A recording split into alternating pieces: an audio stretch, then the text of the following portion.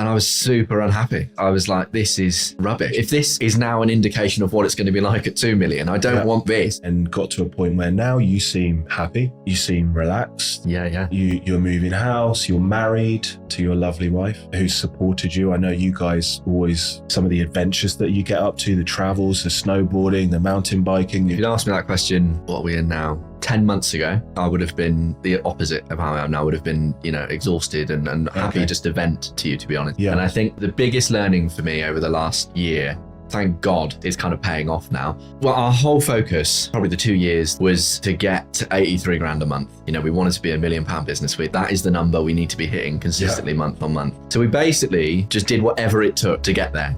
I've realized now where we fell down, but we just fought as hard as we possibly could. We closed deals as quick as we could. We jumped on every inquiry faster than other agencies.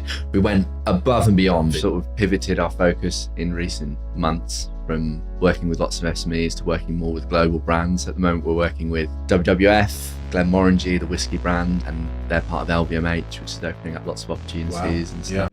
Hello, and welcome to Founder Stories, the podcast for small business owners. I'm your host, Simon Naeem, and I created this show not only to motivate and inspire, but to give you actionable strategies to take back into your business, shortcutting your route to success. Each week, I'll sit down with real and relatable business owners, uncovering how they've created a business that gives them freedom, creates impact, and makes money. So let's get started.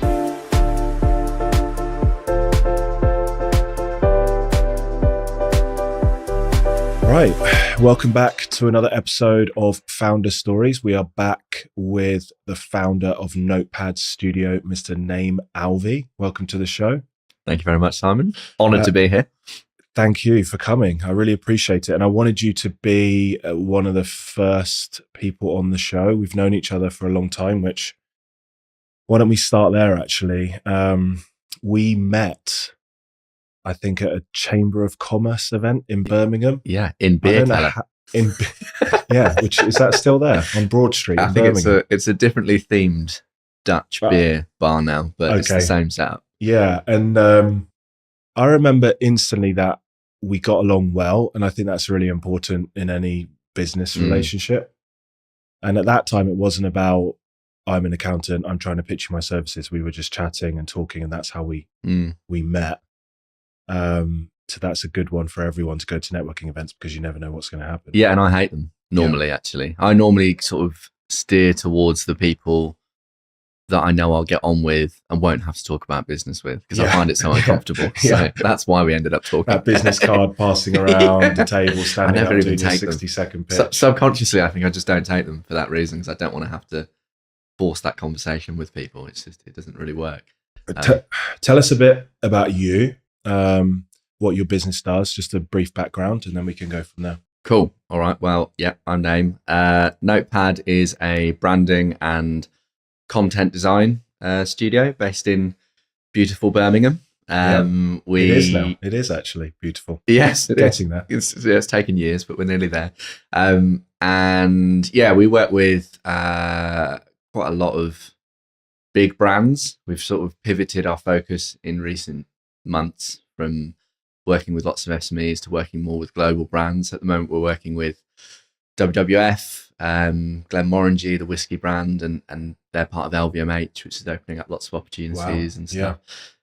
Which is, as an agency, LVMH is like Louis Vuitton, Moët Hennessy, the big dogs. Nice. And normally they only work with really cool Parisian agencies. So to even be in the conversation at the moment as a uncool Brummie agency it's a really good thing. Wow. But that's been a big shift for us. And I think as an agency owner, you always aspire to work with that kind of brand. It's just taken us a while to work out how to do it. And we're that's us. We're 15 people now, full time. Use lots of freelancers as well. It's kind of a hybrid model. If you were to say we help X do Y, what would that look like?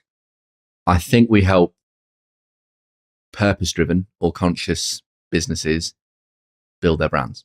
Okay. That's a good place to start, because that leads me to my next question, which is why is, I know this because we went through a rebranding process for Grow Factor, which used to be called SRK Accounting. And the main reason I changed the name or wanted to change the name is because when you Google SRK Accounting, it would come up with Shah Rukh Khan, who was a big Bollywood actor.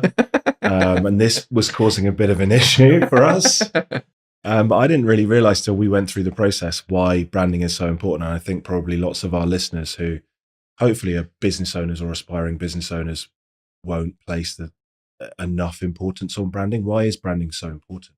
I think it's the foundation for everything. And I think why that is the case is, by its definition, people are always a little bit unclear by what branding is. And branding for us is all about perception. So it's the perception you create for either kind of commercial or ideally and creative advantage. So you're trying to create, a perception in the market which fulfills, who you are, but also drives demand into the business and sets you apart in the market. And I think what I mean by it being unclear is, for a lot of people, branding is just the way you look, the way you look and feel. The color scheme, the logo. That's it. And that's, the fourth step in our process, the place to start, and the place I kind of implore any business to start, is right in the sort of brand positioning proposition stage. Work out exactly who you're for, what's the value you bring, how can you say that in a totally unique way. We as an agency in the UK, we struggle with our own proposition at times. I think we've cracked it in the last year or so, but there are 27,000 agencies in the UK. And although we feel like we're all saying something different, to the buyer, to the marketer that's going on the websites and, pulling our websites up in 5 different tabs and flicking through them, we all sound the same. We're all award-winning, global practices, creative, driving meaningful change. It's all just nonsense that, that like there's I don't know, I think we're the worst at promoting ourselves in agency land. We forget about all the things we teach our clients. And but we've realized recently that is an opportunity for us, because we can be much more kind of benefit focused. I think for me as well, people think branding is this small piece, but actually it's defining your ideal customer. Then what's your voice in order to attract that customer? And that's, a good business will do 3 things, right? It will attract potential customers. It will convert the ones that you want to work with, and then you'll be able to deliver to them excellent value or service or a measurable return. And so in the first place, if you focus on lead generation and attraction, unless you know who you're going after, how you're going to speak to them, what are their, wants, needs, desires, what keeps them up at night, and then therefore, how do you position yourself? Yes, in terms of look and feel of the brand, the color, the tonality, the logo, the font, all of these things happen. But that's such a tiny piece of what you guys actually do, right? It's not like you're the same as someone on Fiverr creating a logo for 60 quid. No, which is, it still amazes me that those people are able to charge 60 quid for that service. It's of such value if it's done well. But I mean, it's 1/3 of our process. It's and it comes right after the strategy, the positioning, the proposition, the tagline. Everything is proper concrete and set in stone. And more importantly, everyone believes in it in the company, because I think with Growth Factor, it's a good example of this. We're not only changing the name of your business, we're trying to sort of elevate the proposition. We're trying to find what makes you unique. But as a founder who's had SRK Accounting as a name for so many years, it's deeply emotional. And you're basically telling them to change the name of their child, and we're going to recommend what they should be called. So I remember the day when you turned up to present the different brand propositions, and it's like real nervousness. Are you going to like this? And you almost go into it with I'm not going to like anything. Exactly. And we've had that, man. Like we worked with a tech company last year who we actively said right from the beginning, we have to change your name. Like it's a good name, but it's not right for where you're going. Well, I reckon we probably went through 300 names over the course of about 6 months. And all we found was that, actually the team love their existing name. They really understand how it could link to the proposition. And if we lean into the proposition a bit more and the name is just the name, then we can make it work. But, we had to go through that fight with them to make them understand that it was doable, but they would have to kind of compromise on certain other things. And we got there in the end. But yeah, naming is painful. And people, that's a link to what was going to be one of my final questions, but I'll bring it forward. Culture eats strategy for breakfast. Peter Drucker said that. Yeah. Who is, one of the gurus in scaling, running businesses. I've got every one of his books. I haven't read all of them. I've listened to all the audiobooks. Yeah. But if you can create a culture internally that's positive, where everyone understands what you understand as a founder and understands the mission you're on, they may not execute delivery to the same standard as you, but they'll have the same intention. Yeah. And it will be a cohesive unit, a team that works together. So for me, I found that the branding exercise, which includes creating your own values and really getting your team to understand what those values are, mean that every single day when they're making decisions on a daily basis about how do I, what should I reply to this client? Is this in scope or out of scope? How would Simon or Yasser, Growth Actor, want, or Naim at Notepad want me to deal with this, so they can start to make their own decisions? They can reference the brand. Well, that's vision, isn't it, as well? And I think that's something I've kind of always tried to just do. Everything in Notepad is based on the things that I felt were missing when I worked in agencies. So I looked at what worked and what didn't work. And the things that didn't work for me were, complete transparency on where the business was going and why it was going, where it was going, how we're doing. We're completely open internally with our finances. We show them the P&L and everything every quarter. And that's quite a scary thing to do as a business owner, especially when it comes to conversations around pay rises. But I think that level of transparency fosters real trust and treating them like adults rather than children. So, I think brand is the perfect framework to do that. It's hard to put a framework around that stuff, but if you've got really clear values, if you've got really clear internal positioning as well as external positioning, and I think that's one thing with the growth factor kind of repositioning. I don't know if it's kind of stood the test of time, but that I remember the central sort of tagline proposition we came up with was small changes, big impact, because you're all about tweaking small things and having a long-term big return. And as a customer of yours for 5 years or something, that is how you work. That's it's authentic to who you are. But what's so important about those taglines, whether it's just do it or think differently, or the taglines we all know from the brands that have made them happen, is they're as much for the internal team as they are the customer. The customer gets it. It's your attitude. It's how you do things. But more than that, I think if you're informing your team that you just want people to make a 1% improvement every day, the compound sort of improvement of that is massive. No, you're right. And actually, before we get more into this conversation, because we're starting to get into it, and I think that's really valuable for listeners, but just so they've got some context to you, why did you get started? Why didn't you just stay in the job that you were in? Like, give us a bit of background to why you started Notepad. I know you alluded to the fact that you were working in an agency and you weren't necessarily happy with the way that they did everything, and you thought you could see a better way.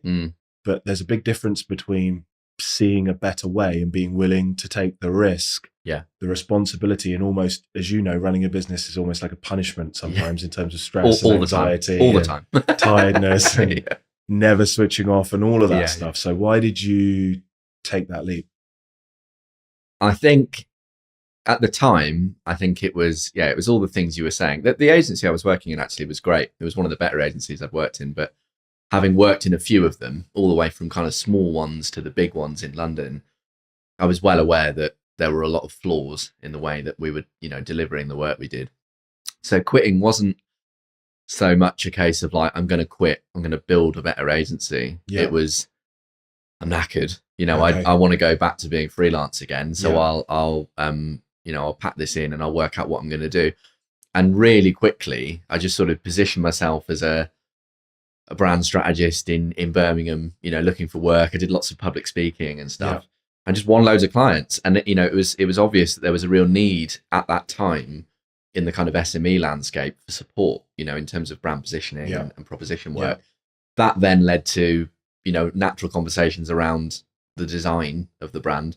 And so I hired Will, that you know well, as a freelancer at the time. He was running his own design studio, managed to sort of partner with him, and he started doing the design work for us. And then over time, I kind of got to a point where I was like, I really enjoy working with people. I can't just do this on my own.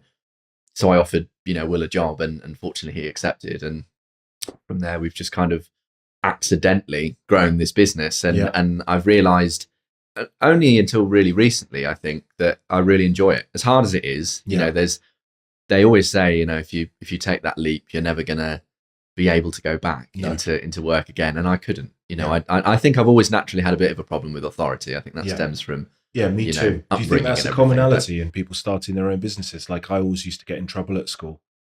At school, when I went to state school, I used to get all of my work done in the first hour for the whole day, which my wife thinks is just a lie, but it's not. It's true. And then I would just, beep about for the rest of the day until I got kicked out of the classroom. Yeah. I was the same. One of the running jokes in my class, my English class, I went to a state school as well, and we had those amazing, horrible huts that you learn in, when there wasn't enough room in the school. Like, and porter cabin. The freezing cold huts. As well, So our English lesson was in those, and because I'm Alvi Alvi is Cinder now, but Alvi in the register, I used to get thrown out the class almost immediately, and it was normally me and a guy called James Abbott, who James still connected with me on Strava. Actually, we both used to get thrown out very quickly because we were just gobby and laugh. I laugh like a dolphin, as you know, so that would annoy people. And then she would take the register, Mrs. Redmond, and I feel for you, Mrs. Redmond, if you're listening. But she used to then have to go through the register and go, Naim, and I'd be out the room and go, here, and then that would obviously get a laugh again. And it was every single English class. And oddly, English is my favourite subject. I studied journalism. So I think absolutely it does stem from I realise now, looking back, as much as I think I was good at the work, I probably wasn't the best employee. I think I challenged way too much. I must have been well annoying. Constantly telling people how they could be doing things better and trying things that I haven't been told to do, because I think like that would lead to a better outcome. When actually, in an employee, as much as you want healthy challenge and that level of two-way respect kind of thing, I think I probably pushed it too far. It's a balance. Although I think that in the right organization, maybe Notepad never starts and you actually go right to the top of that organization because they recognize that you could be a potential owner. Yeah, exactly. I'm sure that is the case, in a more, polished sort of environment that because all it is really is an exchange, isn't it? So it's, do I want to work hard for this, and do I feel fairly, paid and recognized for that work? Is there somewhere for me to progress? So I guess now, I just wanted to touch on a couple of things. I wasn't going to speak about this, but actually it's really important. I'm reading a book at the moment called Rocket Fuel. It's part of the EOS training system. Oh, yeah. I've read one of those. Yeah, it talks about visionaries, because in my own business, I've been struggling with deciding what to do next, whether to start bringing in and hiring a managing director, hiring a head of marketing. Yeah. I'm not going to do that now, having spoken to my mentor. He's kind of built and sold 10 businesses plus for 25 million was the smallest one, and things of that nature. So we have a different plan. Wow. But he agrees with the philosophy of the visionary and the integrator, I think it's called. Okay. So the visionary will be usually the founder, because they're the one coming up with all of the ideas, and you love to create great ideas, but you don't necessarily want to follow them all the way through. So you might have a new process of how you'll send proposals to clients, but you don't want to go into the software and set the whole thing up. You want someone else to do that. That's your integrator, someone that actually runs the business for you. I know when you started, you had Will, so he's your creative. I guess at that time you're having to be the visionary and the integrator. Yeah. What's your position now? What does the staff and the team look like now at Notepad? Well, we're one of the things I've tried to do from the beginning, completely aligned with what you just said, is my view was, as much as I could hire a fairly junior team and try to train them up over the years, I knew it would be a quicker route to growth if we could afford them to hire a senior team. So, to hire people that can take some of that responsibility off me. So, we have an amazing client services director that we've just hired, and I've basically been in touch with for about well, for all of the 5 years of Notepad, because I wanted to employ her, but I couldn't afford her. And then we finally, she freelanced for a while for us, and then we've just hired her, thank God. And then we've got Will, heads up creative, Johnny heads up strategy. So we've right from the beginning, because they were the earlier hires were the kind of senior people, we've had a leadership team where I've been able to share everything that I'm thinking in terms of vision, and then between us we've been able to responsibility. So if you break a business down into its component areas like sales and marketing, delivery to clients, you've got people who know it's their responsibility to do that, so you can now start being more of a visionary to the most part. I think there are still gaps. Our business model is ever changing, and I think as a founder you have to be an all-rounder, don't you? You have 100%. To be able to do everything. And I still probably get a bit too hands-on in certain areas, but we're getting there, and we've got a clear path now as to how we can get there, so that I can just be, pure visionary, kind of pure sales is where I want to end up. So and I guess you enjoy doing client work, so stepping into that, but when you choose to, rather than having to because of a lack of capacity or a lack of quality team to do the work for you. Exactly. Okay. In those first few years, if you can kind of remember back, I guess it's not too long ago, 5 years, what was your routine like versus what it's like now? Is it the same? Do you go to the office at 9, have your coffee, crack on with work? Or have you had to adapt different routines? I know we spoke about this a couple of years ago, because I suffer with anxiety.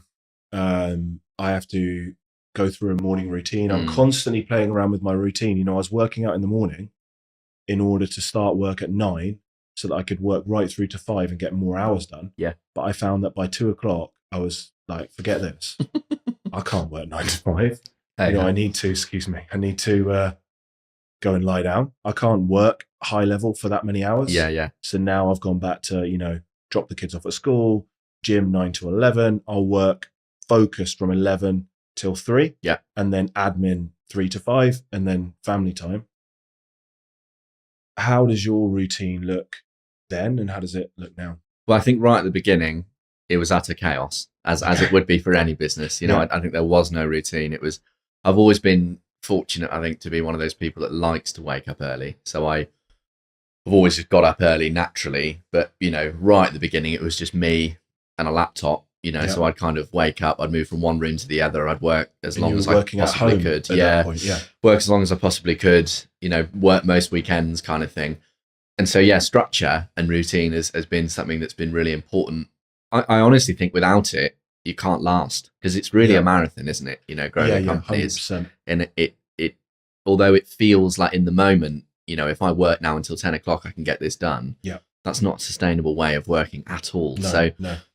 I'm really strict with myself now, and it's something that my wife Anna helps me with as well. She'll quite happily sort of push me to finish at 5, because and it's really good to have that. Don't you think it's really good to have that accountability? Like Kieran does the same to me. If it's something like we have an event and there's a hard stop, and she knows, that's fine. But otherwise, if I'm just falling into the trap of working longer and longer, she'll come into the office at 5:01 and say, right, it doesn't matter now.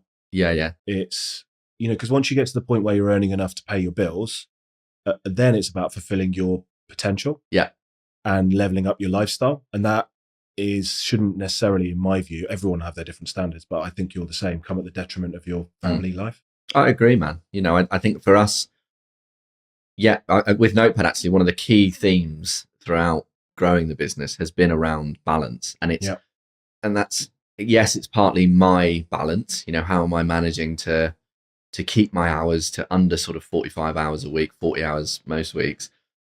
But how, most importantly, am I doing that with the team? And I think that's the biggest problem in agency culture, growing agencies, is this expectancy to work until midnight. And, and I've heard some absolute horror stories, mostly from people on our team. I feel like Notepad sometimes is like a survivors club for people that have been through the industry. It's like AA or something. We all talk about how many days we've been clean of ex agency lifestyle, but it's because there's no point in doing it. They do it because they sell the work too cheap, and then they go, the only way to make profit on this is to absolutely rinse the team's time. They'll do it in 2 days working, 8 till midnight instead of the 4 days that it should take. Yeah, kind which of is thing. exactly the same as they do at big accountancy firms.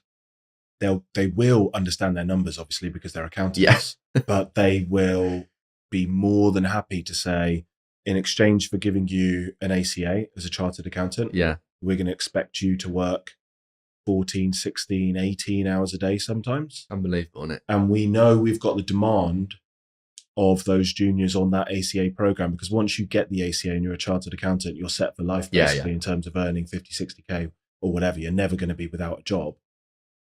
They are exploiting people. Mm. And I don't think necessarily agencies are the same. I think maybe big agencies do that, because if you go and work for, I won't name any names, but some of the big agencies in London, they have so much demand. They do create a budget and they do say, this kid's going to have to work X amount. Yeah. It's an expectancy. Right. But don't you think in smaller agencies, sometimes it's just a lack of understanding of their finances? So they'll go, we can do this. It's $4,000. Yeah. And they don't even think, how many hours is it going to take for phase 1, 2, 3, 4, 5? Who's going to do it? What's their hourly rate? Well, that's it. All of these kinds of things. It's not even just the numbers, it's just process, it's one thing that we've realized with Notepad, actually, as boring as it sounds, process and governance is probably one of the things we're best at, because we've just naturally tried to find ways to work more efficiently, work smarter. Yeah, your whole way, I remember, of right through from lead proposal through to engagement, through to managing my expectations as a business owner on what's going to happen and when. I don't think I've seen maybe 1 or 2 businesses in the 12 years I've been working that I've partnered with that do it as well as you. Because in a it's true. In a service business, it's all about managing a client's expectations. Yeah, absolutely. Which is why that small changes, big impact thing is really important. And we need to put that back into Growth Factor and not think of it as just a launch GIF. It's actually, that has to be the just do it for Growth Factor, because our clients sometimes expect us to revolutionize their finances in the first 2 weeks of working with them. Yeah, amazing. But actually, now we map out almost like a project plan, trying to emulate what you do and say, well, the first 3 months is just about fixing what's currently wrong. Yeah. The next 3 months will be about, say, tax planning. The next 3 months is about your personal financial plans. And so you're kind of managing their expectations. Yeah. But agreed. Lots of people don't do that. So if you don't tell the client as an agency, it's going to take this long, and if this happens, it's going to take a bit longer, you're then just having to throw hours at the wall, right? Yeah, that's it, man. That's how they operate. And what's been your biggest struggle during this period that you've kind of worked through and then got to a point where now you seem happy? You seem relaxed. Yeah. You're moving house. You're married to your lovely wife, Anna, who's supported you. I know you guys always, I follow you on social media. We don't see each other that often, but some of the adventures that you get up to, the travels, the snowboarding, the mountain biking, you're doing these things. You have from socials anyway, which might not be true. The illusion of a good work-life integration, a happy life. What's been your biggest struggle to get to the point where you're at now? I mean, honestly, if you'd asked me that question, what are we in now? March. 10 months ago, I would have been the opposite of how I am now. I would have been, exhausted and happy just to vent to you, to be honest. Yeah. And I think the biggest learning for me over the last year, and, thank God it's kind of paying off now, is our whole focus for probably the 2 years through COVID, which obviously was an added challenge, was to get to 83 grand a month. We wanted to be £1 million business. That is the number we need to be hitting consistently month on month. Yeah. So we basically just did whatever it took to get there. I've realized now where we fell down, but we just fought, as hard as we possibly could. We closed deals as quick as we could. We jumped on every inquiry faster than other agencies. We went above and beyond in pitches. We'd go to the greatest lengths to win that work. Yeah. And we got there, and we did it consistently for sort of 6 months, and I was super unhappy. I was like, this is rubbish. If this is now an indication of what it's going to be like at 2 million, I don't want this twice over. So me and Anna, speaking of traveling, we went to Greece for a week, and we're fortunate fortunate or unfortunate enough to not have kids yet, so we've got a dog who is a problem child, but she was able to go to the in-laws. I think you can say that, it's fine. You should. My advice would be really make the maximize. Everyone tells us this, so we're trying to do as much. Not as like it's bad. Can. They are my whole. I can't talk about them on a podcast because I'll just start crying. Yeah, it's like, I can see you're getting emotional. Yeah. Anyway, back to you. Yeah. So it's not like it's a negative. It's just different, and you don't have as much time. Exactly. Yeah, exactly. And I get it. I get it as well. I think as much as my dog isn't a child, I have enjoyed, getting her from rescue to slightly social animal. Which is basically the same as what you do with kids. So we went to Greece, and I was totally drained. I wouldn't say I was burned out, but I was absolutely exhausted. I sort of, the luxury of not having kids, I kind of collapsed into a sunbed, and basically slept for 2 days. I couldn't function. And Anna works in a very fast-paced tech company as well, so she was pretty tired herself. So we had a couple of days of basically just recovering, and then just a very open chat. We've always been super open with each other, and my whole perspective was like, if Notepad is still as it is now in a year's time, I don't think I'll be able to do this much longer. It is slowly wearing me down, and it's not why I wanted to set up a business. I have that whole thing in my head, which I know is completely pointless because it's a totally different sort of kettle of fish. But I always think, I could just be a consultant. I could have none of the worries of payroll. I could have a couple of decent clients, and I know that's grass is greener because I've done that and I didn't enjoy it. But in your mind, you're always weighing that up. And so we basically had a really open conversation, and between us, we kind of worked out what had caused it. And ultimately, what we'd done in getting to £1 million wasn't growing a scalable company. We just stretched me as far as we possibly could to get to £1 million. And that's not to say the team weren't working. The team were working, insanely hard. Yeah. But there was an expectancy because with branding, and particularly a rebrand, if you're a growing company or even a known brand, that's a big decision. And so it's something where typically when we're talking to companies, firstly, 1 in 10 companies we speak to is open to a conversation about a rebrand. The rest are probably all right. They don't need one yet. So it's a very long sales cycle, and typically it's sort of 6 to 9 months before, from meeting them, getting to know them to, okay, let's rebrand your entire business. Let's change everything. Yeah. And so by that point, I'm their best mate. We kick off the work, and they've bought fully into me. My enthusiasm has kind of won them over. Even if the team have been part of those conversations, there's an expectancy, of course, that I'm going to be involved. So the team are amazing, and actually probably, it's only 1 in 3 now where we go through that process and the client will say, we want Naim to be involved. We'll actively say it, and then I'm stuck. I'm basically right. Well, this is a 6-month project, and I'm going to be doing everything with the team again, and so we can't scale.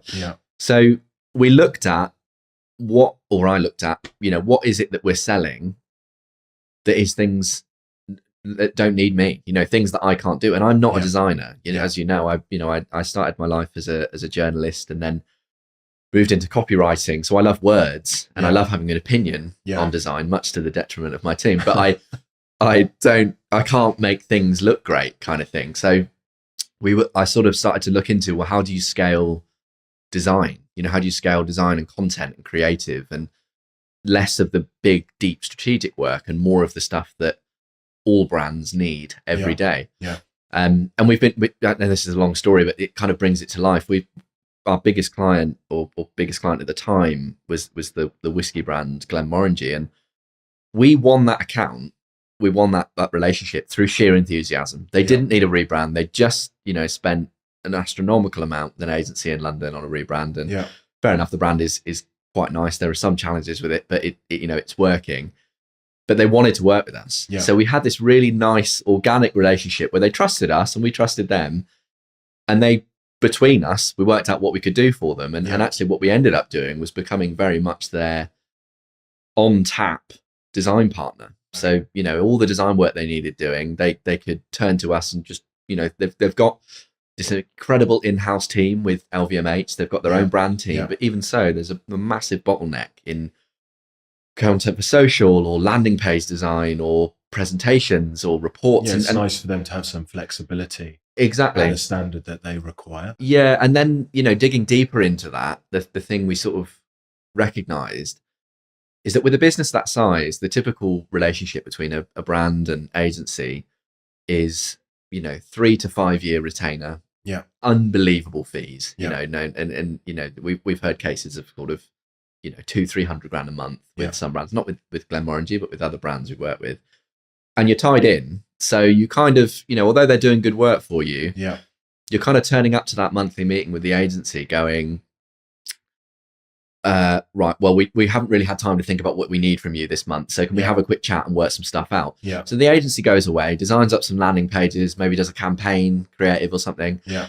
And you haven't even thought about whether that was needed or not. You get the work. Yeah, it's not part of a longer term plan. Exactly. It's very reactive. It's very reactive, and it's a bit scrappy and last minute. And there's no flexibility. You can't turn them off for a month if you haven't got any work for them. So we developed a whole new proposition called Amplify, which is there's a if you go on the website now, you'll see it's got this kind of like SaaS model to it with it's all about transparent fixed pricing, and essentially what it is a solution to kind of remove the creative bottleneck in businesses. Okay. And what's so exciting about it is, I over the years, I've been lucky enough to work with some really big brands on little pieces of work and stuff. Yeah. If I was speaking to Lego or Meta, we're not going to talk about a rebrand. As much as I would like to, be the agency that rebrands Lego, they are all right from a branding perspective. They're doing okay. So it would be, a pointless conversation. But now if I speak to a brand like that and I say, okay, help me understand what you're doing in terms of content, right? And is there a limit to how much you can do there? Would you want to do more? Of course they're going to say yes.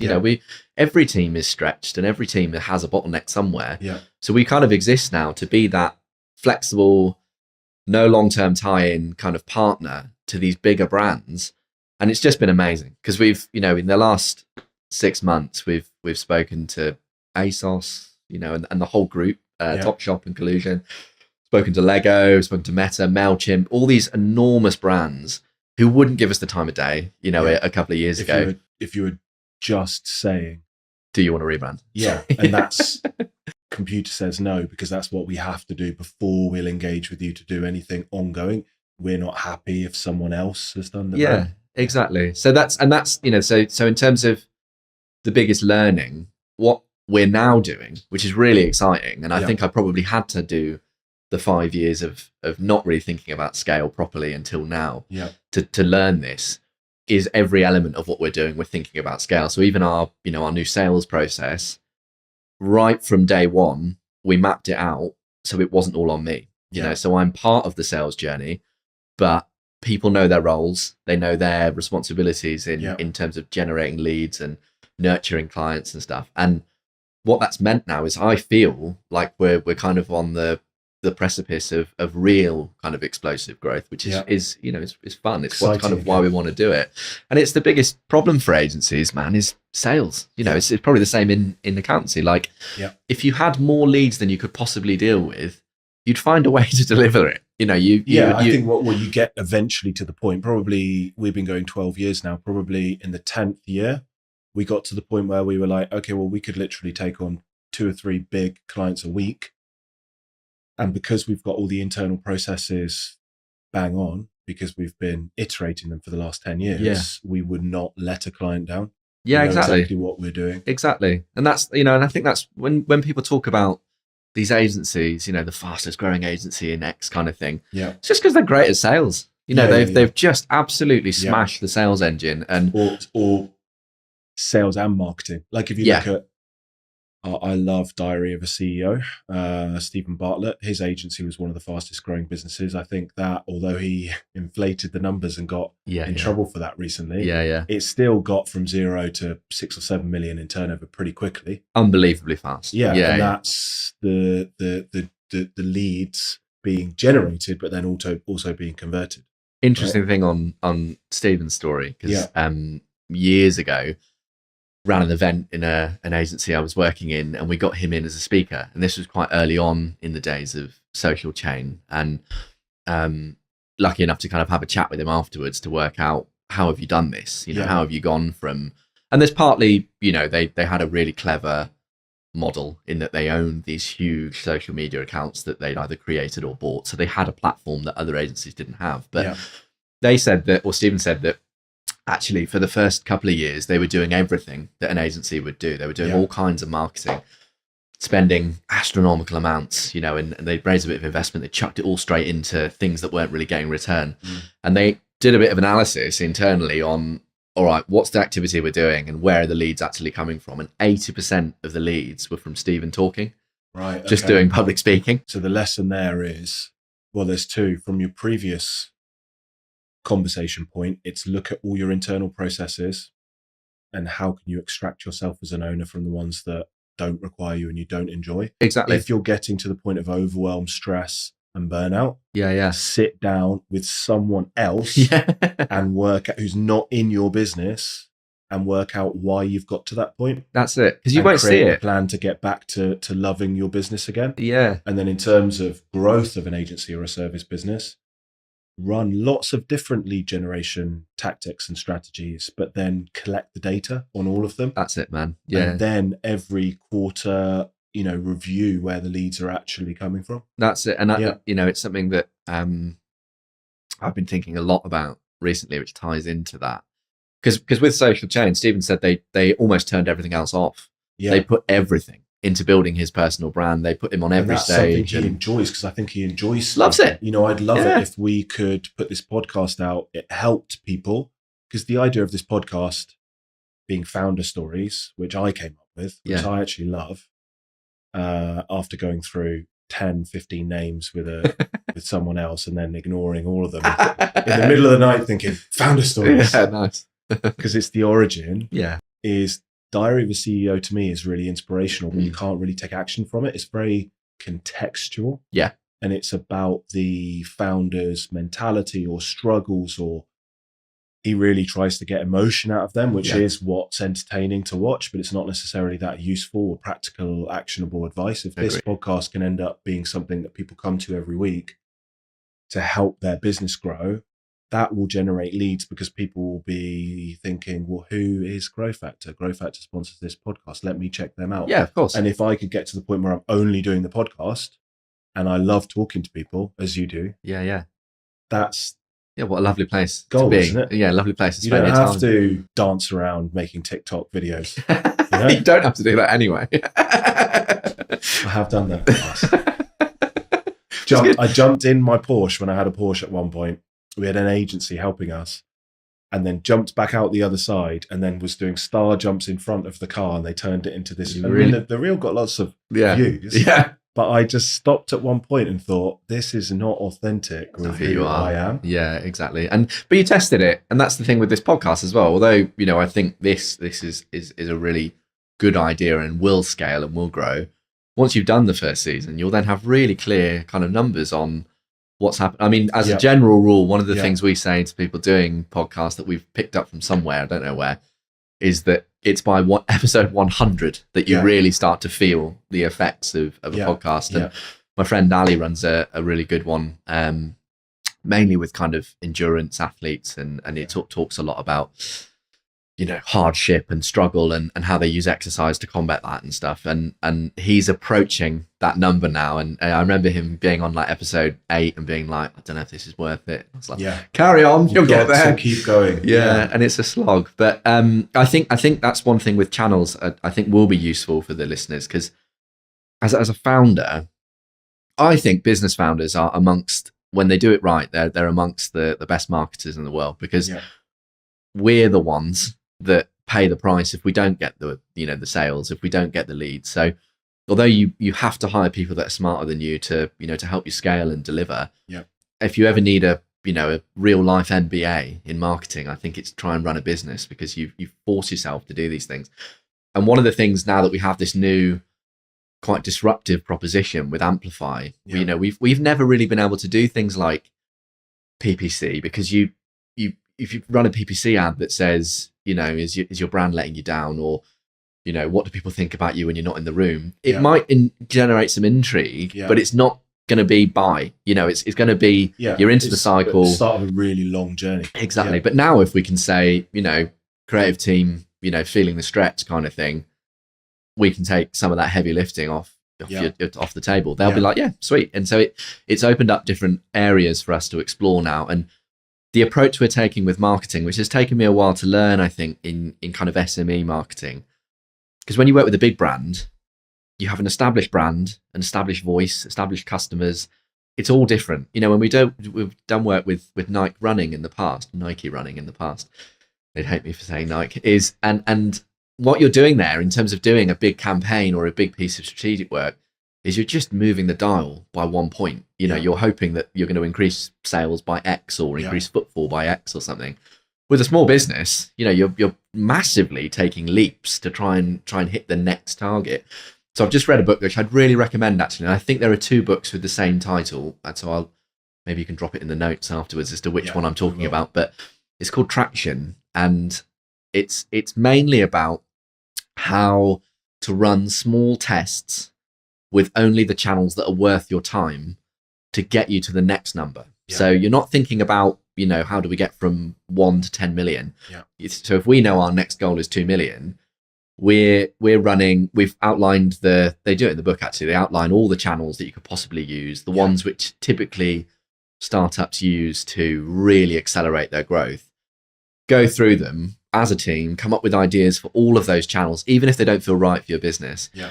And then between you work out, all right, in terms of running an experiment, which isn't going to cost the earth, which ones of these should we try first? Yeah. And start running those as small experiments. And the thing I really like about that approach is I've been told over and over again the last 2 or 3 years that the approach to marketing an agency is to look at all the channels. There are, over 40 channels that agencies typically use to market themselves and do them all. So, make sure you tick every single one of those boxes, and that's PR, SEO, PPC, all these things that no single team can actively do until you're 100 people, probably. Yeah.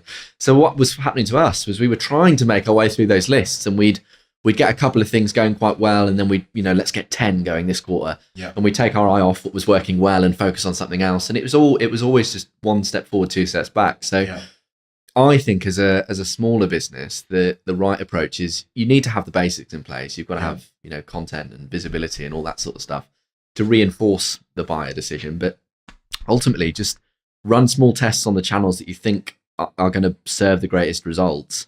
And if it works, if you get decent leads, if you get some sales, ideally, work out how you can double down on that channel. And, for us, the recent experiments we've been running are that we're really good at PPC in terms of social PPC, but we're jumping too quickly to the end. So we're kind of going, here's the problem that you have as as someone managing a big brand. Here's our website. Book a call. And of course that's not going to work. You're not going to commit to our minimum monthly spend is $4,000 a month. So even that for a big business, although it's typically not money based at that sort of level of buyer, they're still like, I don't know if I can, work out the PO you need for to show $4,000. Them some value. Exactly. Without charging them anything. That's to build some trust, right? Yeah. So we've stretched it out. We've put a big, sequence of kind of nurturing in and a very personable way of doing that. We're not looking at the moment as to, those kind of email nurture sequences or anything fully automated. We're doing it very manually and actually trying to build really nice relationships with good people, and it's working. Which I think is the way. If you're trying to sell a service at a higher value, I definitely think, having experimented and tried to do the 40 channels and all of these things, the personalized approach is the way forward. And also just tracking 3 metrics. If you track cost of acquisition across all of these experiments, you can compare one experiment to another, because ultimately you want to stick with the 2 or 3 things that give you the lowest cost of acquisition of the client. Track how long your clients are staying with you, and always have 2 or 3 strategies in place to lengthen how much they're spending with you. Can you get them spending an extra £100 a month? So the 4 becomes 4,100 across a long time period. That makes a massive difference. And if you're looking at those 3 things, so length of time they stay with you, how much do they spend, and the cost of acquisition, and you're constantly thinking about those as an owner, you could really, I would advise you to look at other things, but Yeah. you could just look at those and Yeah. not go too far wrong. Yeah, of course. And that's one of the other learnings for me, really, that one of my mentors helped me understand is if our big clients, when we nail it, can be spending anywhere from sort of 15 to 40 grand a month. Yeah. Don't need that many. No. We're not looking for 1,000 It's clients. not tear your hair out, run around, have 10 coffees, Yeah. develop a vape addiction, like get in this massive, going back to what you said, I got myself in a massive state of high dopamine in January, Right. because we had a few things happen in December and I really wanted to get back on track with our financial goals in January. And I just went crazy. And it was fine because it worked. Yeah. But what I realized was by mid-February, I was just burnt out. Yeah, of course. And then listening to a lot of Huberman stuff, and if you ever listen to his podcast, and Dr. Peter Attia, I realized that, and I explained this to my kids and they actually understood it. Dopamine is like a wave pool. It can go and things can be great for a period of time. These waves are coming, you've got so much energy, you're getting so much done. But if you turn that on too much for too long, that water starts spilling out. Ultimately, that reservoir will just go down to zero. Yeah. There's hardly anything in it. The no waves can be produced anymore and you're burnt. You're done. Now you need to wait 2 or 3 weeks where you remove I developed a vape addiction because I went to the Abu Dhabi Grand Prix and one of my mates bought me one, gave it to me. And who knew nicotine was so addictive? Yeah. Anyway, 3 months later, I've got off it. Well, then you get down from 10 coffees to 1 coffee. Yeah. Then you're actually being a lot more slow and patient with your time, because I totally agree with what you said. Being in business is about patient, incremental progress. Yeah. And not forcing yourself to feel bad when you're not hitting these notional financial targets, and then having to ramp yourself up on stimulants to pump up dopamine just to get through 12, 14-hour days. Yeah. To do things that you don't really want to do. You have to constantly ask yourself, is the routine I had this week sustainable? Could I do this for the next 10 years and still be enjoying it? And if you can, that's the right routine for you. Otherwise, you need to dial the hours down, change your routine, the things that you're doing, all of these things. And I think for me, one of the things I worked out with my mentor this week is that our business needs flexible resource on tap. So Amplify, we're too small for you probably, but Amplify for businesses makes total sense to me, because you're never going to have a direct alignment between your needs as a business and the capacity of your internal team. Yeah. There'll always be ebbs and flows. And if you have access to flexible capacity at the same level as your internal team, or higher outside in a number of different areas. Yeah. So maybe a great PR agency on tap, a great marketing team like you guys, content, creative, a virtual finance director, all of these other things are set up. You don't need to build this really big, overhead heavy internal team. You can have 2 or 3 other leadership people, the rest of your service delivery team, and then 5 or 6 key partners outside, plus your lower level freelancers that you might go to sometimes. And you've got a business that could scale to 10, 15 million pounds. Absolutely. And I think the trap I fell into with that, and it's something that you just see, isn't it? Everyone's obsessed with headcount, particularly in my industry. You'll be at a networking event for agency owners and they'll ask what you do. And the second question is always, how many staff do you have? Yeah. And I used to take real pride in saying, we're 10 now, we're 15 now. I actually look the other way now. Like, I don't want to take on many more full-time people because we don't need to. If anything, we're slightly overstaffed, I'd say. And having a network of trusted, top tier, world-class kind of freelancers, not only gives us that flexibility, it gives us access to amazing talent as well. So 100%. The work just goes through the roof. And if they stop performing, see you later. Yeah, exactly. Because they're not an employee. So that, and the employees, we're lucky that, I do see we've always kind of focused on hiring incredible people, much to the detriment of how much profit we make because they're all very expensive. But we've hired very, very good, I think, the best people for the job every time we've had a role going, which has given us this amazing in-house ability. But there are still skills, outside the business that we don't have access to, that we really need access to at times. So, you're absolutely right. And just as a final argument to that as well, in our industry, the creative industries, 40% of the workforce is now freelance. Yeah. So if nearly half of all the talent in the world is already freelance, why would we ignore that? And that's the way things are going. So I sat down with my mentor this week and I said, look, I really think I need to hire a managing director because I've been through this process of stress and overwhelm. Yeah. And I need to hire a marketing director because it's on me to create the content plans, to create the strategy. Yeah, and he just turned around straight away without even thinking about it and said, no, you don't. Yeah. You find a world-class person to come in on a project basis to start with to map out your content for the year. Then you have a monthly meeting with them, which you pay them for. You get the best person you can. You don't need a full-time person. Same with a managing director. What is there to manage? What processes have you got that are not working that you need a managing director for? You're right. Absolutely. Like, calm yourself down. Yeah. You do not need one with a business that turns over £2 million. You don't need a full-time managing director. You need to do that. You need to have the integrator, which in our business is Yasser, to make sure that the clients are happy, the work's getting out the door to the right standard, the team are managed. You need that person. We have 6 people in our UK team and then 20 plus people in our offshore team. So who's in charge of the offshore team? It's one of our accountants. Who's in charge of our 6 accountants? It's Yasser. So you need someone looking at team, but you don't need necessarily in the modern world, I think, until you hit sort of 10 mil plus, a managing director to get your time down. But one of the things that is really important, we could talk all day, but I'll try and start wrapping up, is I know that in order to make decisions about staffing, who can you afford? When can you afford them? What can we do from a marketing perspective? What does our cash flow look like? You have to have a good focus on your finances. And one of the people that I think every business should have is a CFO or a finance director. And you can afford that, but you have to scale that up over time. So you might start off with a call every 3 months, then a call every month, then a call every 2 weeks. But I think you should have a virtual finance director, an accountant, a bookkeeper, a payroll person, all working for the same company, but they're not in your organization. They're external. So how important has it been for you to focus on your finances and have a team that you can lean on at Growth Factor? Well, absolutely. Because it's one of those things, isn't it? Running a business, no matter what your skill set or your interest, you have to learn how to manage cash flow. It's kind of critical. Yeah.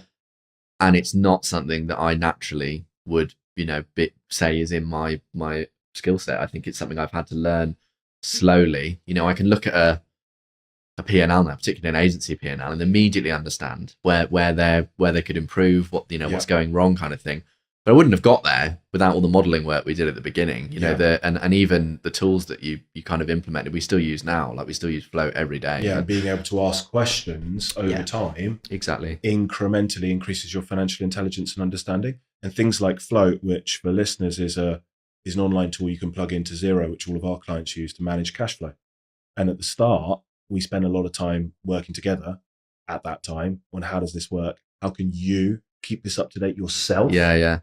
And in a service business where you're maybe billing up front a large amount of money, and then you're having to make sure that lasts, and you don't think, happy days, let's all go to Vegas. Done that a few times. Not Vegas, but spent everything. Yeah. But understanding that isn't money you've earned in this month, it's money over 6 months. So it needs to be spread in the profit and loss account. So you start to understand accruals accounting.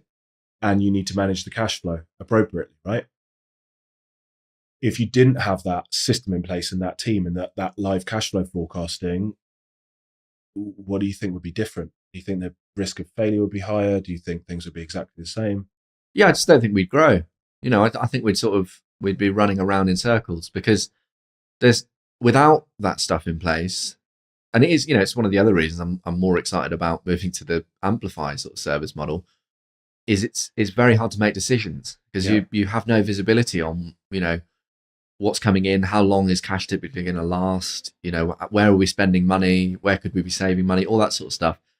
I think in its simplest form, running a business is money in, money out, isn't it? So without that, and I have no direct sort of problem with businesses that raise investment, but honestly, some of the companies we work with, we obviously work with bigger companies now, but we work with a lot of investment-backed businesses over the years, particularly in tech.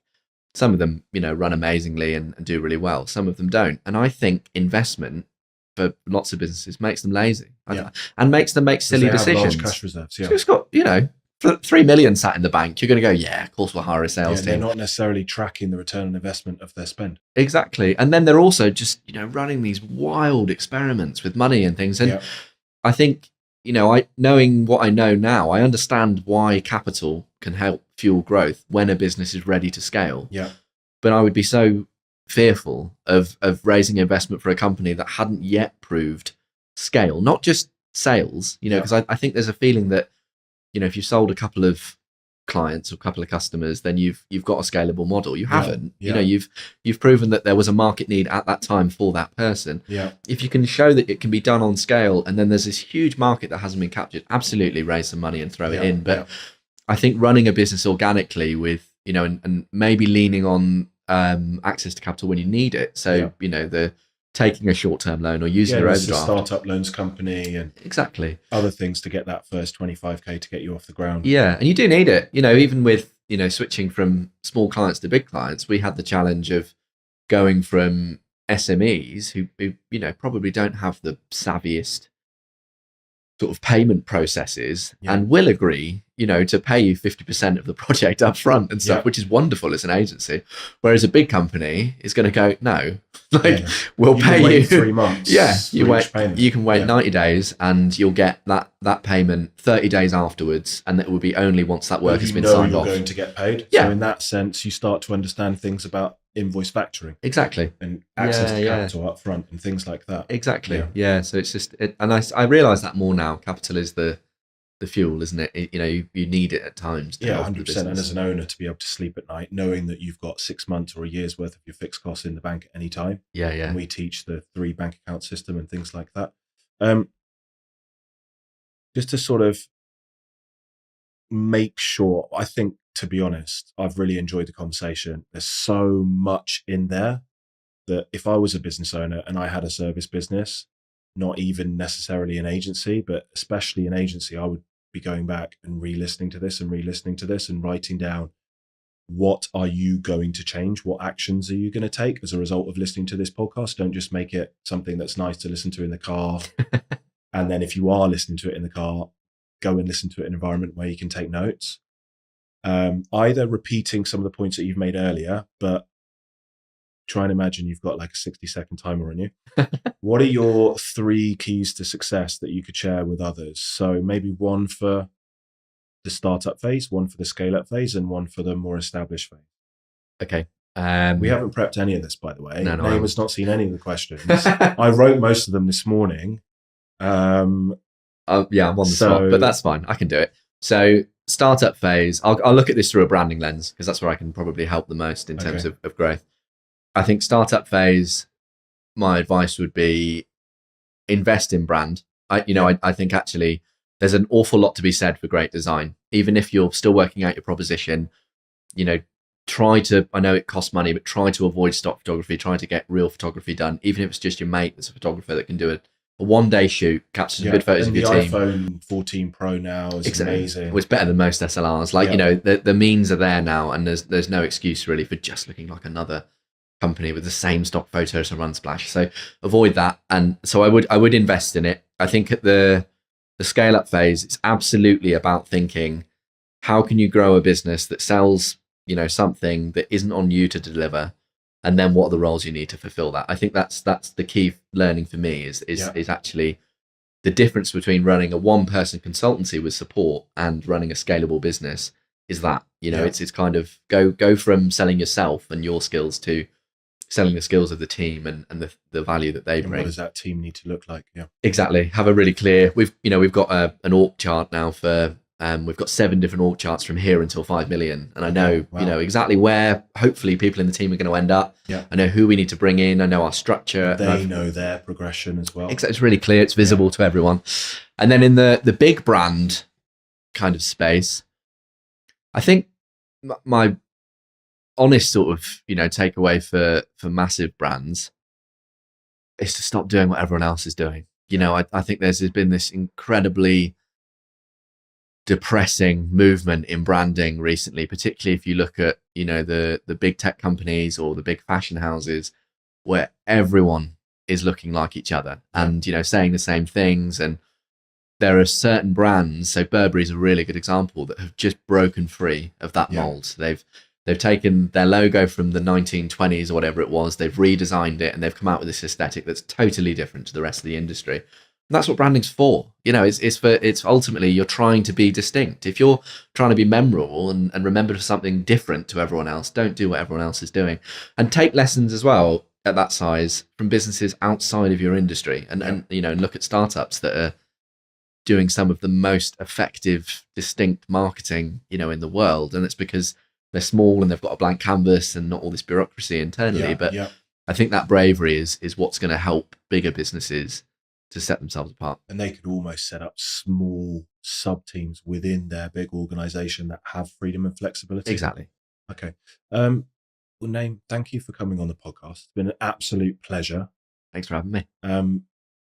If people want to get in touch with you, and this, I guess, is more for, who are Notepad working with? Yeah. And then we can say, how would you get in touch? Well, yeah, I mean, our focus is working, it's two areas at the moment. We're working with one thing we haven't touched on, but we're a B Corp. We're a certified B Corporation. Just means we have a triple bottom line. So we're profit, people and planet. We are focused primarily at the moment on trying to work with other B Corps, because they hold themselves to the same standards. Yeah. And they're doing good, for the world. And then we're also working with, big household name brands that have a focus on being responsible. Like Glenmorangie, you wouldn't think of it as a whiskey brand, but the work they do around sustainability is unbelievable. So it fits really well with us. So we're kind of focused on that space, but I also love helping people. So, and we've worked with plenty of SMEs. I'm obviously growing an SME like myself. Us, when you worked with us, we were probably 500k sales. Exactly. But we decided a significant amount of that, we were happy to invest with Notepad because it would be a long-term investment. Yeah. And it's, we have SME clients, quite a few of them. And it's often it's more strategic. It's kind of getting, like you said, it's getting the house in order and getting everything going and then helping them scale. But I'm always, I think the reason we work in service businesses is because we like helping people. So we like meeting new people. Yeah, exactly. So if anyone does have any questions, they are more than welcome to. What's the best way for people? Probably find me on LinkedIn, because I get too many emails. So find me on LinkedIn. And your name is Naim, which my kids thought was hilarious as well. I literally went round for about 10 minutes saying, Naim is coming. What's his name? Naim. His name is Naim. Yeah, a 7-year-old trying to explain it. I had to write it down for them. Yeah. I mean, an adult should be able to. Mate, that's my whole life. That's that's my. On LinkedIn, you're Naeem. That's it. Yeah. Alvi. Ascinder. Because we've joined our service. We'll put the links in the description. But it's been an absolute pleasure, buddy. Thanks for joining me, and thank you guys for listening to episode 2 of Founder Stories, and we'll see you in the next one.